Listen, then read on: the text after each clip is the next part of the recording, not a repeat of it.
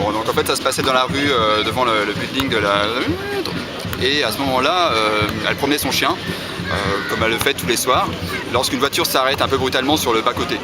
Un mec en sort, l'air un peu louche, le jean un peu défoncé, il avait l'air super excité, les yeux injectés de sang, c'était très très bizarre. Bon, à sa place, je n'aurais pas parlé. Et bon, il est allé la voir, il a sorti un papier de sa poche et il lui a montré. Et à ce moment-là, elle a fait comme si elle le connaissait, elle a commencé à discuter avec lui et tout. Et ils sont partis directement à son bureau. C'est bizarre parce que bon, moi je la connais un peu, elle est psy, elle a l'habitude de traiter avec des mecs un peu bizarroïdes, voire complètement excités. Mais là, moi, jamais je l'aurais invité chez moi, hein, c'était louche.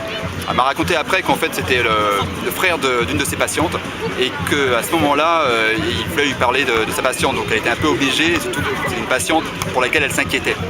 Donc il s'appelait Louis, son frère, et les deux mecs qui restaient dans la bagnole, qui étaient tout aussi défoncés que lui et tout aussi louches à mon goût, étaient a priori par contre des amis de la patiente de la psy. Et donc elle lui a montré un petit objet, d'après ce qu'elle m'a dit, une balle en terre cuite, je ne sais pas du tout ce que ça peut être, mais bon. Et il paraît en plus que quand il l'a regardé, cet abruti était tellement défoncé qu'il a laissé tomber et elle s'est pétée. C'est quand même un peu dommage, une balle en terre cuite, ça a peut-être de la valeur, mais bon. Non, le plus fantastique dans tout ça, c'est qu'au milieu de ces débris, il y avait une petite poupée. Une petite poupée dans une balle en terre cuite, c'est quand même un peu étrange. Qu'est-ce que ça peut bien vouloir dire? Alors elle n'en sait rien et ça s'est dépêché de mettre à la porte quand même Louis et puis ses deux potes qui attendaient dehors, qui avaient l'air d'être en train de descendre complètement de leur défonce, c'est sûrement de la cocaïne ou du crack ou quelque chose, enfin, je sais pas, mais ils n'étaient pas clairs du tout. Et elle était assez soulagée de les voir partir sans que ça aille plus loin. Enfin, à part ça, j'en sais pas plus.